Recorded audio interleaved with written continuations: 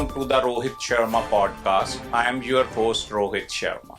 Today I was going to discuss and analyze about 2025 real estate market trends based on the real data of first 2 months of 2025. But then this tariff bomb dropped. I had hoped that President Trump will not implement these tariffs and a good sense will prevail. But he has implemented them without even realizing that damaging centuries old friendship between Canada and USA is not a good thing to do. What happens when a trusted friend turns against you? That is what Canada and Canadians are feeling right now. Most of the people, Canadian leaders, are talking about how to retaliate or how we can fight back. But I think it is time to take a step back and think what are the reasons that we have got into this situation and what we could do in future so that we could never get into this position again. That is the most hot topic should be today. A friend has betrayed, and as expert says that Canada GDP could affect to 2.6% in coming months and year. That's fine. Money Canada can recover, but we need to discuss what Canadians should do and what Canada should do. So everybody is talking about GDP, trade deficit, tariff on goods, but we are going to discuss something different than what nobody is discussing. It is not about trade deficit or GDP. It is more about Canada's strategic position globally. This is not about money. It's a wake up call for Canada's economic independence. Canada has relied on US for decades as a trade partner, but this tariff war has exposes that how vulnerable this dependency has made us.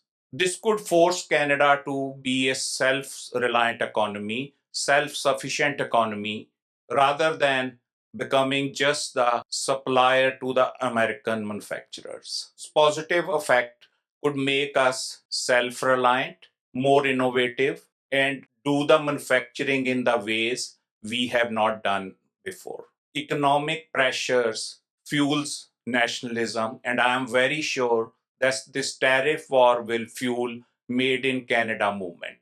We should rely more on Canadian goods. We should avoid buying Canadian American products. We should even not buying those products which are not even in the review of this tariff.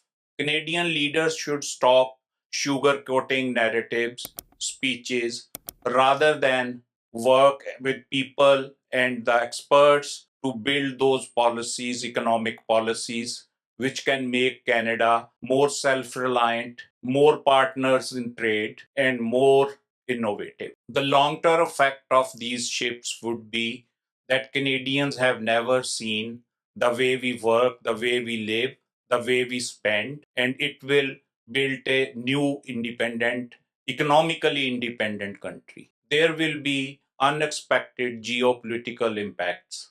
Canada's growing distance from US. These tariffs should change Canada's economic policies and move towards Asia and Europe as a trade partner. This could be the beginning of the cooling off relation between US and Canada in the coming years. In this whole tariff war, China would try to take advantage of this, but Canadian politicians and policymakers should be very, very cautious then moving from one superpower to another superpower. Canadian politicians and policymakers should be very conscious that China should not be replaced with US as a trading partner. The Canadian policymakers should always make policies where single dependency can never be possible.